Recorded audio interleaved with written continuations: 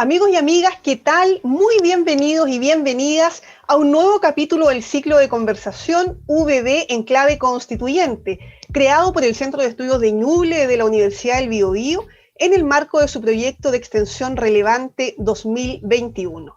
Estamos transmitiendo en Radio VB TV y en todas sus plataformas digitales de YouTube y Facebook Live, y también para las radios comunales de la región de Ñuble. El domingo 4 de julio fuimos testigos de un hecho histórico, la instalación de la Convención Constitucional y la elección de su presidenta Elisa Loncón. Y precisamente de ello conversaremos hoy, ¿cierto?, sobre el funcionamiento de la Convención Constitucional. Para ello queremos saludar a nuestro panel de hoy. En primer lugar, saludamos a Julia Faguas, directora del Centro de Estudios de la Universidad del Biobío. ¿Cómo está, Julia? Hola Alejandra, un gusto verlos a todos. Y también saludamos a Bruno Dibord, ¿cierto? Ya lo conocen, académico de la Universidad del Biobío y también investigador del Centro de Estudios de Ñuble. ¿Cómo estás, Bruno? Hola, muy buenas tardes a todos y también a los auditores que nos escuchan en los distintos canales que la universidad posee. Exactamente. Y para hoy, para este programa especial, tenemos a un gran invitado, que ya ustedes lo están viendo. Él es Javier Couso Salas, abogado de la Universidad Católica de Chile, doctor en Derecho de la Universidad de Berkeley en Estados Unidos, es profesor titular de Derecho Constitucional de la Universidad Diego Portales y también, ¿cierto?, en la Universidad de Utrecht de Holanda.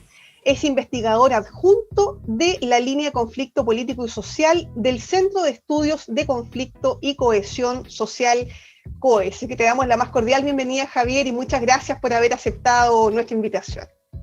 Alejandra, tú hiciste, ¿no es cierto?, mención al domingo 4 con la instalación de la Convención Constituyente.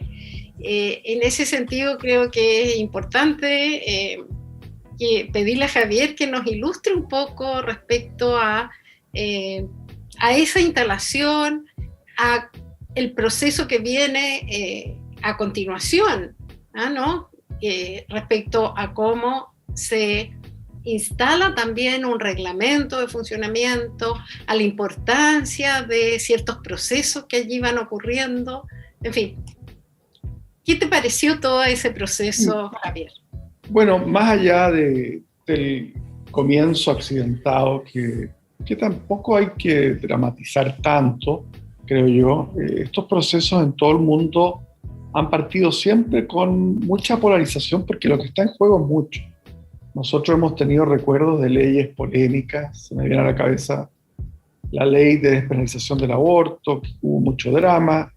Imaginémonos que cuando se trata de nada menos que de debatir y discutir y proponer un texto de nueva constitución de la ley fundamental, la que va en algún sentido dar el marco en que se debaten otros problemas públicos, de política pública en Chile, me parece normal. Y además acordémonos que este fue el mecanismo institucional que desde un arco muy importante de partidos políticos acordaron para canalizar un estallido social como el que no habíamos tenido en 40 años. Entonces, más allá, insisto, de los incidentes, lo importante es que ese día se instaló por primera vez en nuestra historia republicana una convención o asamblea constituyente que va a debatir por 9 meses, prorrogables a 12 meses, un texto que le va a ofrecer a la ciudadanía para su ratificación en un plebiscito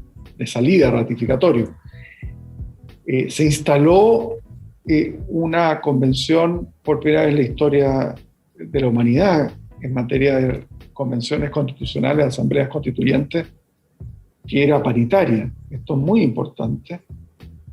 Una convención donde no solo hubo, hay escaños reservados a los pueblos originarios, sino que se escogió como presidenta de la misma a una constituyente mapuche, lo que, si miramos, tiene, digamos, una connotación histórica que abarca 500 años, desde hace 500 años que en esta zona de tierra que fue el reino, la Capitanía General de Chile y luego la República de Chile, nunca ha habido una autoridad de tan alto rango perteneciente a un pueblo originario, además mujer. Entonces, yo creo que fue un día extraordinariamente significativo que está siendo mirado, esto me consta por mi trabajo en Holanda, muy de cerca por observadores de todo el mundo, las personas que les preocupan los asuntos constitucionales, por cierto, pero incluso más allá de eso. Chile fue un país que siempre ha suscitado una atención desproporcionada a su tamaño pequeño en términos de población. Somos como el 0,2% de la población mundial y Chile siempre fue un país que, por motivos que sería largo elucidar, fue objeto de la atención de Europa, de otros países de Oceanía, de Asia, de muchas áreas del mundo. Y yo sé que este proceso y la instalación de la Convención Constitucional es algo mirado con mucho detenimiento, no solo por cada uno de los chilenos y chilenas que lo siguen, sino que también en el extranjero.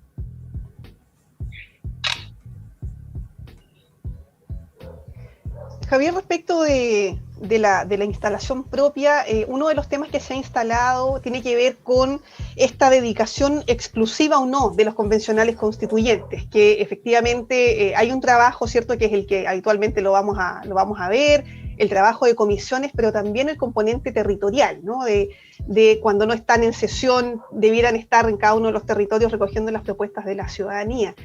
¿Cómo visualizas eso? ¿Cómo se va a dar en lo concreto? ¿Va a existir esta dedicación exclusiva? ¿Está mediada por algún otro factor?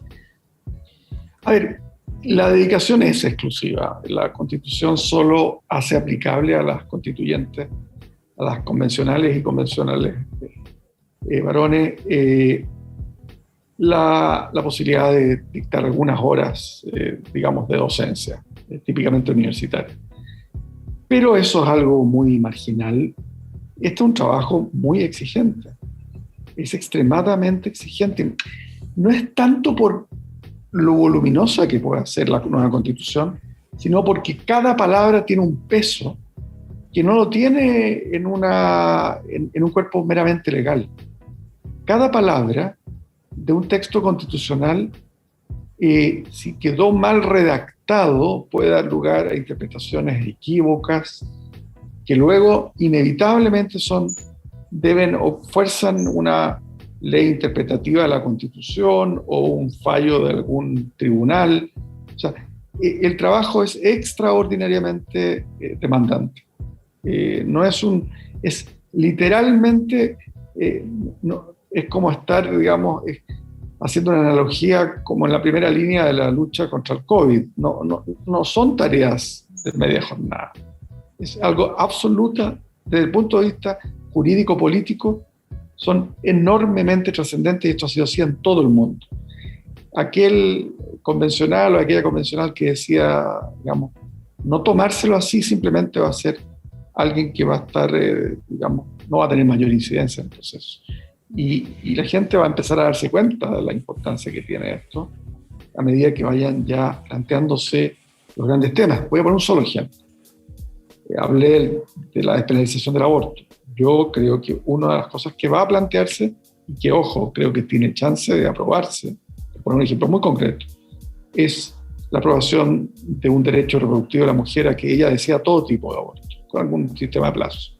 Usted comprenderá que no va a faltar una sola mujer convencional cuando se decida eso, y parto por la mujer porque es una cuestión especialmente sensible para las mujeres, pero no puedo imaginar un convencional que esté dedicado a otra cosa cuando se esté discutiendo eso. Entonces, cada uno de los temas, si se cambia el régimen político a un sistema parlamentario, como se dice en realidad, si va a haber un jefe de Estado separado del jefe de gobierno, si las regiones van a poder levantar impuestos cuya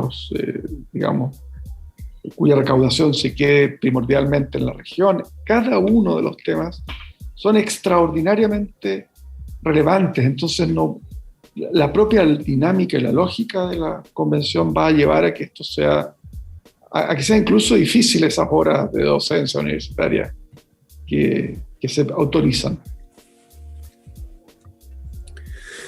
Javier, tú hacías alusión aquí un poco al origen de este proceso que surge de alguna manera como una respuesta desde la sociedad, desde el mundo político, para frenar una serie de protestas muy masivas a fines del año 2019, ¿no? Después de octubre, y que generaron una de las crisis, como tú decías, políticas más importantes en Chile del último tiempo. Sin embargo, la Constitución, para poder definitivamente generar un nuevo ambiente, un nuevo clima, requiere de alguna manera profundizar la democracia. La democracia actual ha sido de alguna manera puesta en duda, digamos, en algunas de sus instituciones, en su funcionamiento, el tema, por ejemplo, de la representatividad de los dirigentes políticos, de los mismos partidos políticos que están tan cuestionados, ¿no? El Poder Judicial, incluso hoy día en las encuestas aparece muy, muy cuestionado por la ciudadanía. ¿Qué medidas tendrían que tomarse entonces en esta nueva Constitución para asegurar realmente de que tengamos en Chile una democracia que nos permita el desarrollo de una sociedad con mayor paz ciudadana, con mayor tranquilidad? Bueno, yo creo que la propia posibilidad de que la democracia que se inaugure en esta nueva Carta Fundamental sea el resultado de instituciones discutidas en un contexto no dictatorial, en un contexto de personas elegidas como representantes de la ciudadanía, ya es un primer paso enorme. Es un primer buen paso. Pero a mi juicio, y en esto coincido con Fernando Hacha, con el cual fuimos coautores junto con otros 3 personas de un libro que se llamaba El Otro Modelo, donde el año 2013 planteábamos que uno de los problemas que tenía, una de las causas de la deslegitimación de los órganos democráticos en el periodo posterior a la dictadura, era que los primeros 15 años, por supuesto, la mayoría democrática que tenían los partidos que habían sido oposición a la dictadura no se traducía en una mayoría en el Senado, por los senadores institucionales. Y entre el año 2005 y 2013, que publicamos ese libro, dábamos cuenta que lo que había ocurrido es que cuando se logró tener, que fue un periodo muy breve, digamos, se terminaron los senadores institucionales y hubo una mayoría, una traducción en escaños en el Parlamento de mayorías ciudadanas, la democracia era incapaz de generar los resultados que las candidatas y los candidatos prometían, porque se encontraban ya sea con la espada de Damocles de un tribunal constitucional que echaba abajo proyectos, o que a veces inhibía a los gobiernos a siquiera presentarlos, porque se legislaba bajo la sombra de este tribunal constitucional. Entonces, un sistema democrático donde las autoridades elegidas democráticamente no pueden llevar a cabo sus programas es algo que tiene una directa relación con la pérdida de legitimidad de esas instituciones representativas. En otras palabras, la demanda, que uno la puede ver hoy día mismo, por ciertas formas de democracia directa, a mi juicio tienen mucho que ver con eso. Y de mayor participación, más allá de la representación que es expresión de haber elegido una representante, un representante, tiene mucho que ver también con la captura de ciertos parlamentarios en votaciones cruciales. Estoy pensando en la ley de pesca, por ejemplo, donde quienes financiaron la campaña de algunos senadores se preocuparon de ir a cobrar ese financiamiento, por decirlo así, mirando que cumplieran con su lado, y en vez de los parlamentarios que habían sido financiados por ellos votaran por intereses particulares en lugar del bien común. Eso fue una cosa devastadora. Yo creo que el lobby, que algunos lo defendían incluso como algo positivo, porque teóricamente traía información a los que tomaban decisiones, en la práctica era una manera de que quienes tenían poder económico compraban poder político para aumentar su poder económico. Ese tipo de cosas fueron horadando más escándalos de corrupción a todo nivel, a nivel parlamentario, a nivel local, municipal, etcétera, fueron horadando nuestras instituciones democráticas, y yo creo que esto realmente da la posibilidad de que sean ayornadas, que sean reformuladas de manera tal de que por lo menos el punto de partida sea un buen punto de partida. Sabemos que no se van a erradicar prácticas corruptas por la mera aprobación de una nueva constitución. La corrupción es un flagelo que afecta a todas las democracias del planeta, pero a distintos niveles.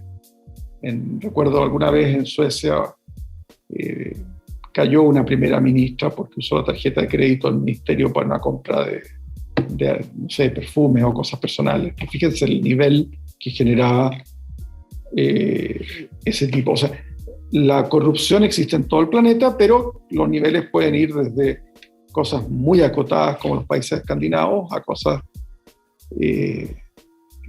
crónicas, sistemáticas y que hacen imposible que los países progresen, como en algunos países latinoamericanos.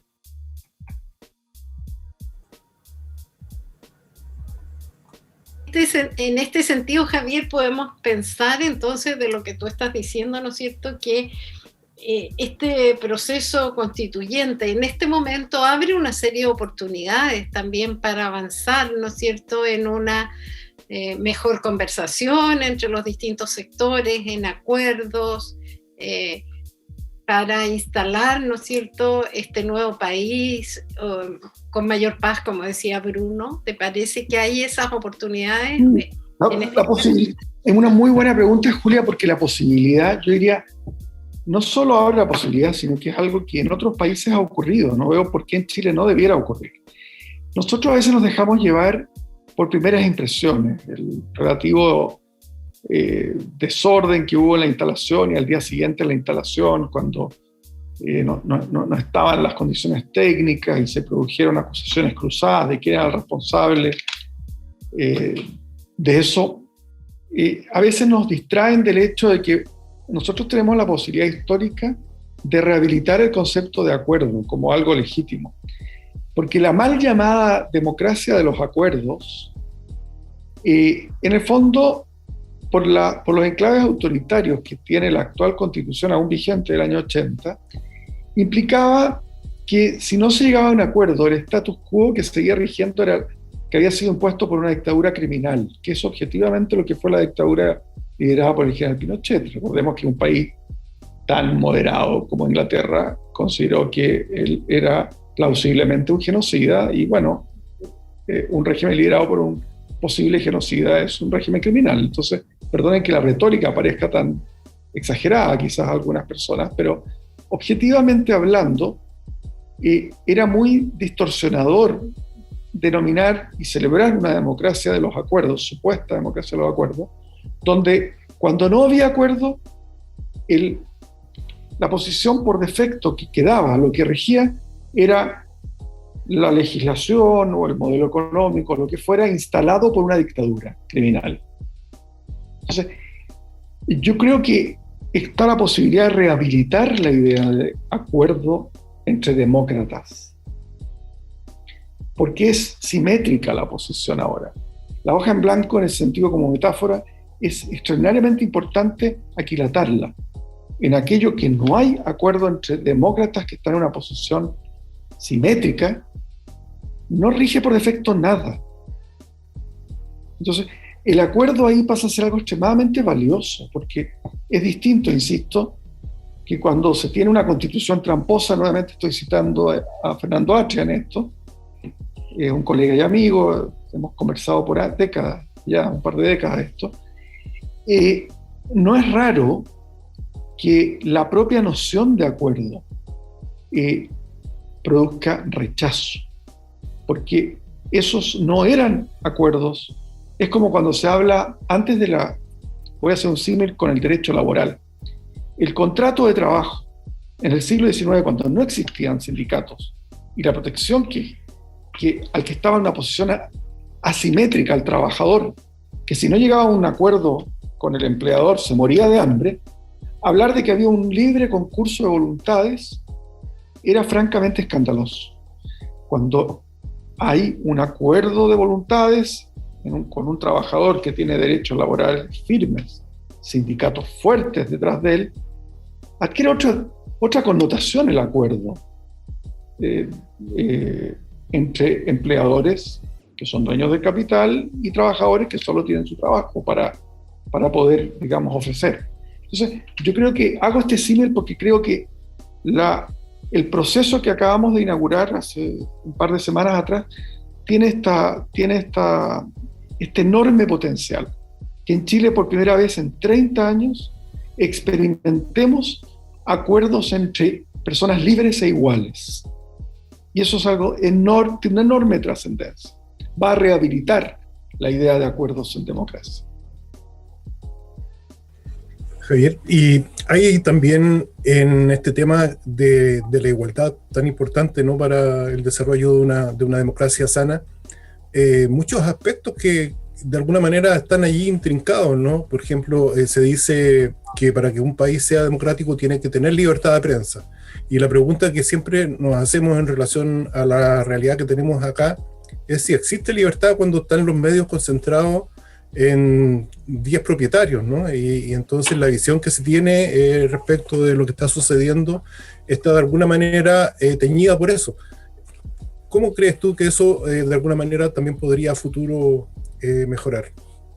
A ver, aquí yo creo que es muy relevante lo que planteas, Bruno, en el sentido de que hay, yo diría, dos formas en que la libertad de expresión se ve amenazada. Una es la clásica en que el Estado, cuando es controlado monolíticamente por un partido o liderazgo personalista, busca acallar medios independientes del gobierno que quieren simplemente informar de manera a veces crítica lo que está haciendo el gobierno. Esto ocurre, por ejemplo, hoy día en China. Acabamos de ver que el último diario libre de Hong Kong acaba de ser, unas semanas atrás, clausurado por el Partido Comunista Chino, que es quien gobierna China. Nosotros no estamos acostumbrados en Chile a que nadie critique a China. Es como de los consensos entre el Partido Comunista y la UDI. Jamás se critica a China, porque, bueno, la mitad de nuestras exportaciones van a ese país. Pero es una dictadura de partido único y donde el Estado, digamos, negocia hasta con Google y con servidores para que no aparezca cuando navega un ciudadano chino, no aparece simplemente el New York Times o el País o nada. Esa es una forma en que la libertad de expresión se encuentra sumamente amenazada. Pero hay otra que ha relevado el profesor de la Universidad de Yale, Owen Fish, en un libro que se llama La ironía de la libertad de expresión, donde hace un símil muy interesante. Él dice, subsanada la amenaza más tradicional de la libertad de expresión, que se refiere a este Estado, a este leviatán que impide que hablen voces críticas, hay otra forma en que se silencian voces que debieran ser escuchadas. Y él pone el símil de una libre marcha en una plaza donde hay 5.000, 10.000 personas, pero solo 2 o 3 tienen megáfono. Entonces, claro, todos pueden decir lo que quieran, pero los que van a ser escuchados son solo aquellos que tienen megáfono. Es cierto que con la aparición de las redes sociales, en algún sentido cada ciudadano tiene un megáfono, pero entonces es casi imposible hoy día ocultar, incluso si hubiera un cartel de 4 o 5 medios de comunicación que controlan y que son ideológicamente afines. Es imposible que ellos no publiquen algo que ocurrió. Si, por ejemplo, en alguna ciudad de Chile, o alguna ciudad de cualquier país del mundo en realidad, ocurre algo, una autoridad abusa de los derechos fundamentales de otros, produce recordemos,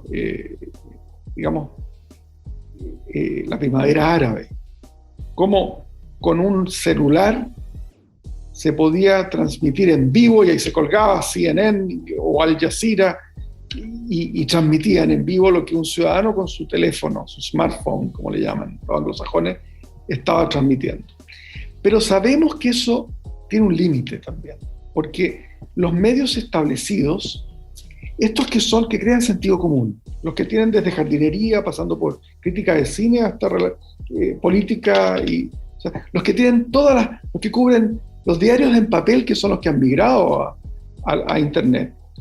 Los sitios de noticias más leídos del planeta siguen siendo el New York Times o El País o el Guardian, que son diarios en papel que migraron.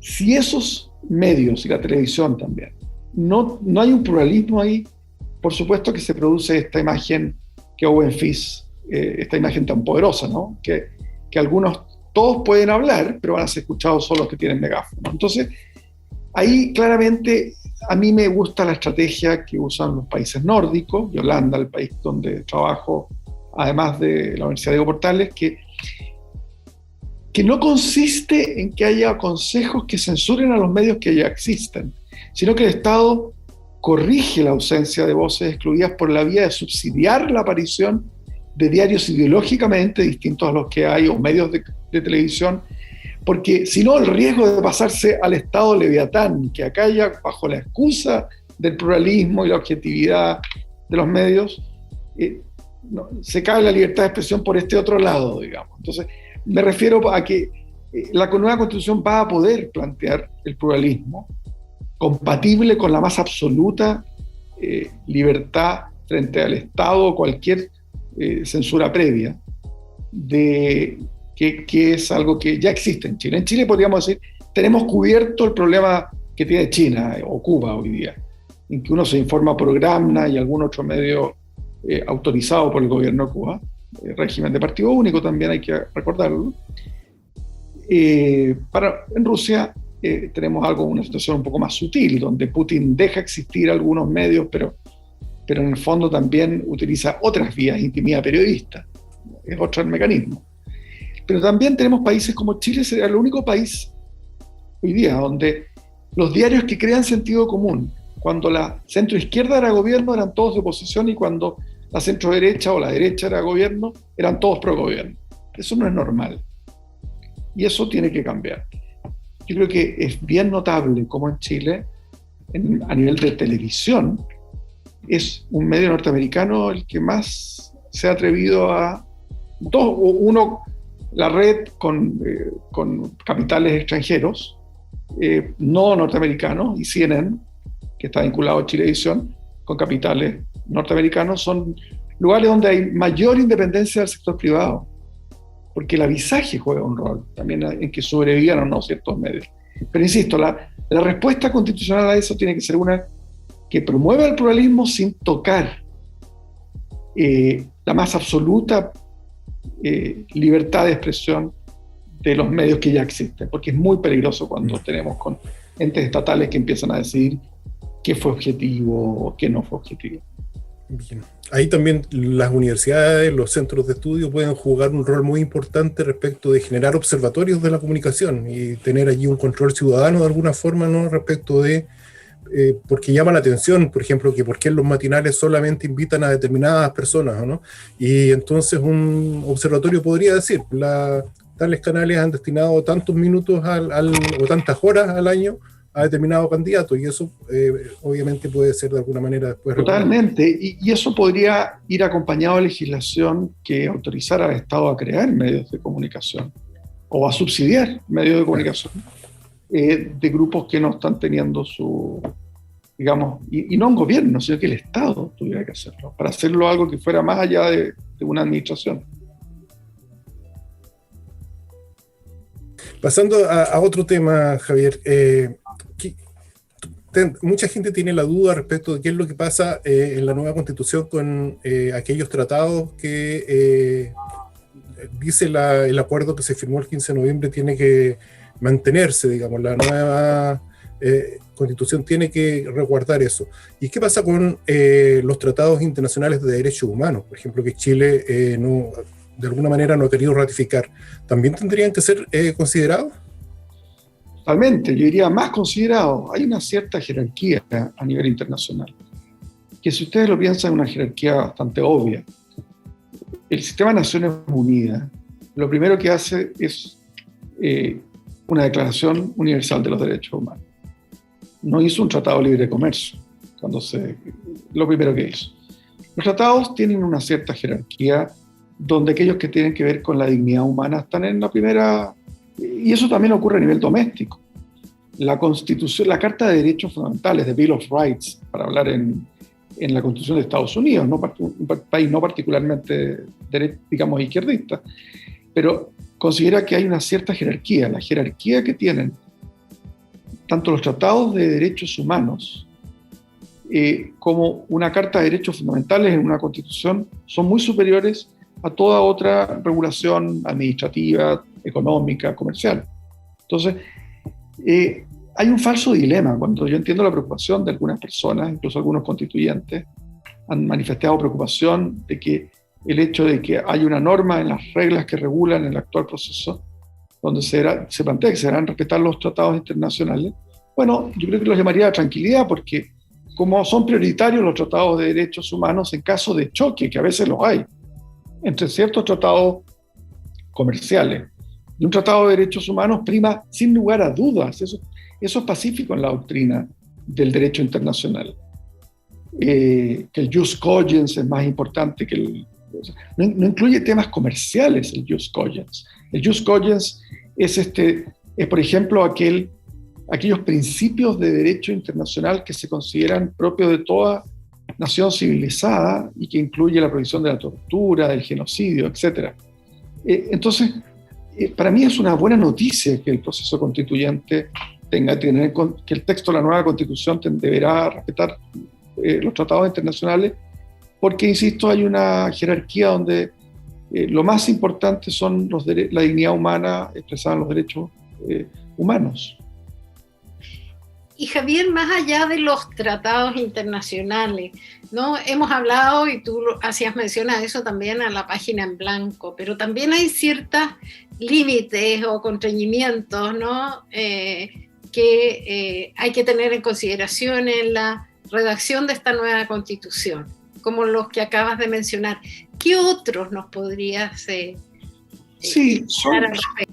es muy bueno recordarlos, Julia, porque son bastante claros y son bastante razonables si uno los mira. Chile el texto no podría no respetar la tradición republicana y democrática de Chile. ¿Qué significa republicano?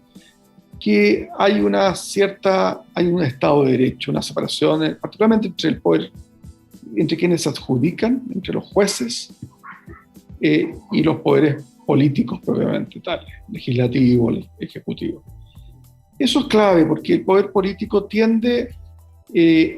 hace bien las cosas cuando se trata de los grandes temas, tomar grandes definiciones para el Estado, para el bien común. Pero tiende a veces a exagerar su poder y el poder judicial es el que defiende al individuo, a los grupos minoritarios, a las minorías. Defiende los derechos humanos de esas personas, el debido proceso, para nombrar uno solo, que es típicamente cuando hay populismo punitivo, por ejemplo, la idea de que ojalá hay que encerrar a todos transforma a personas que cometieron un delito en delincuentes, una especie de categoría antropológica, y los transforma como para siempre en una nueva entidad. Bueno, la justicia individualizada es crucial en eso. Y eso es república, separación básica de poderes. Lo que no existe en China. En China el Partido Comunista, en el fondo, salvo en temas comerciales, fíjense ahí lo irónico, que el único lugar donde los chinos, por razones pragmáticas, permiten cierta independencia judicial en materias económicas y comerciales, porque sus contrapartes comerciales en Europa, particularmente en Estados Unidos, se lo han pedido.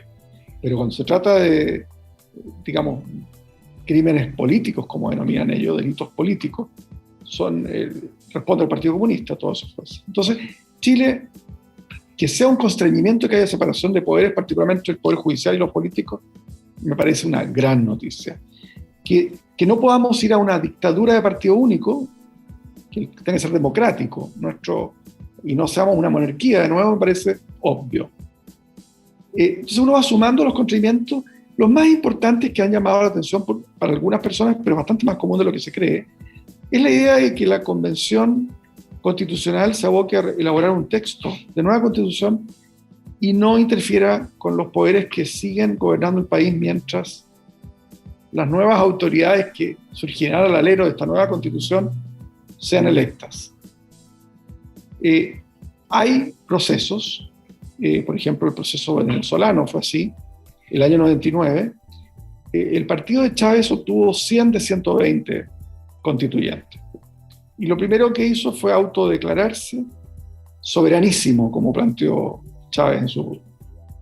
y decretó que cesaba en sus funciones el Poder Judicial. ¿Por qué habría uno de querer que hiciera algo así, una convención constituyente? Después cesaba en su poder el Congreso. Ese tipo bueno, no terminó demasiado bien. Yo creo que no es necesario ser particularmente moderado o derecha para convenir que no ha terminado bien el experimento. Es verdad que Chávez era un tipo más talentoso y el país no estuvo tan catastróficamente gobernado como a partir de Maduro, pero no ha terminado particularmente bien ese experimento. Esto es una consideración política, es difícil no hacer consideraciones políticas cuando uno habla de este tipo de temas. He hecho sobre China algunas. Pero en general, la idea de que cuando no había una secesión, por ejemplo, cuando se separó Checoslovaquia en la República Checa y en Eslovaquia, por supuesto que no tenía sentido que se respetaran los poderes constituidos, porque una vez que se genera la secesión, no hay tal cosa como un parlamento de Checoslovaquia, sino que un parlamento checo y un parlamento eslovaco. Entonces, ahí uno lo entiende. O cuando Chile se emancipó del Imperio Español, no tenía demasiado sentido que se mantuviera, digamos, una especie de... Los poderes constituidos eran todos imperiales, era el Reino de España. Entonces, la reaudiencia desaparece nomás. Es soberanísimo, por decirlo así, el poder constituyente en esos casos. Pero hay muchos otros casos. Estoy pensando en Sudáfrica bajo el liderazgo Mandela. Estoy pensando en Colombia bajo el liderazgo de Gaviria. Incluso el proceso boliviano bajo el liderazgo de Evo Morales, que yo creo que es un error meterlo en un mismo saco que el proceso que lideró Chávez, el proceso constituyente que lideró Chávez. Fue mucho más, yo diría, el proceso boliviano fue un proceso que al final, que fue muy desordenado. Todos estos procesos son desordenados. La historia hace borrar las contingencias. Incluso la Convención de Filadelfia, que dio lugar a la más famosa constitución que todos los abogados estudiamos, la de Estados Unidos, porque fue la primera democracia moderna, digamos, después de los griegos. Estuvo llena de vicisitudes, de acusaciones de traición, hubo de todo. Pero eso queda como que adquieren cierta, yo diría, solemnidad los productos de esto, de esta a veces dura confrontación entre distintos grupos, porque, insisto, lo que está en juego es mucho, no es poco. Entonces, yo diría que sí, vamos a tener un proceso con muchos avatares, pero yo estoy absolutamente convencido de que va a haber mucho diálogo finalmente. Yo creo que la derecha va a darse cuenta, si le vamos que con un 22% del total de convencionales constituyentes atrincherarse es perfectamente inútil, nos condena a la irrelevancia, que preparar la prueba, como dicen los abogados, que es como preparar todo para decir que esto era un escándalo y retirarse indignados para llamar a un rechazo, no soluciona nada en Chile. No va a resucitar el repudio que casi el 80% de los ciudadanos expresaron hacia la Constitución vigente en octubre del 2020. Entonces, finalmente yo creo que vamos a llegar a algo que va a ser muy accidentado hoy día.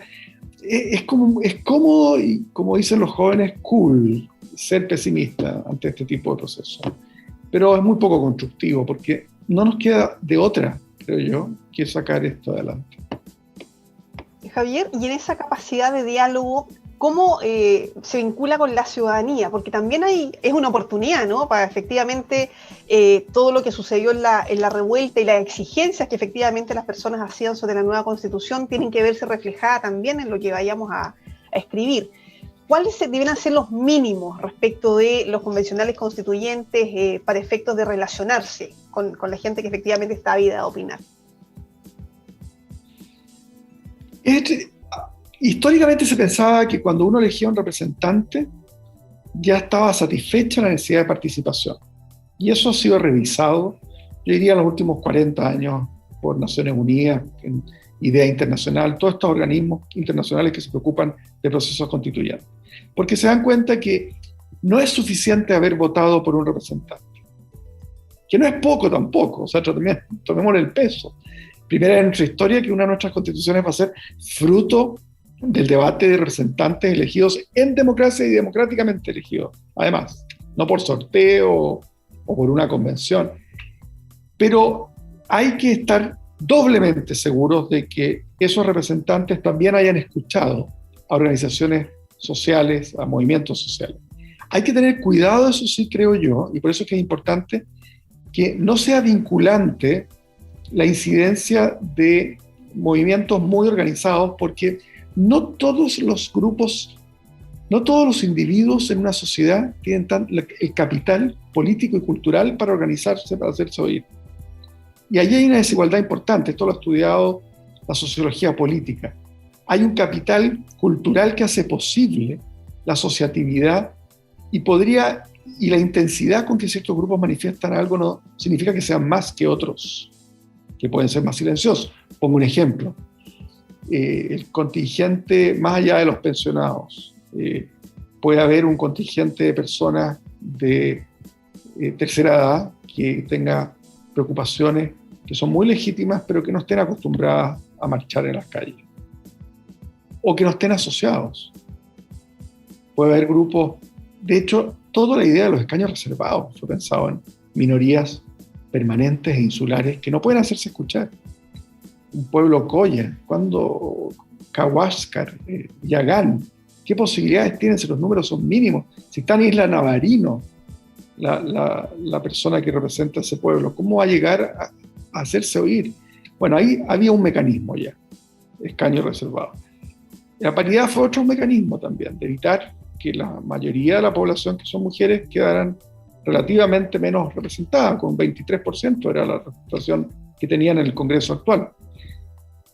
Pero también va a ser clave las audiencias públicas, mecanismos, y hay una serie de tecnologías que se han buscado, pero insisto, no reemplazan a mi juicio la deliberación de las y los representantes elegidos por el pueblo, y además afortunadamente la sabiduría de los votantes fue elegir a muchos independientes, a una mayoría de independientes, y gente de todo tipo, ideológicamente. Hay gente de derecha que cree que está sesgada a la derecha, a la izquierda, perdón, la convención constitucional, pero yo creo que eso es como tratar de torcer la realidad.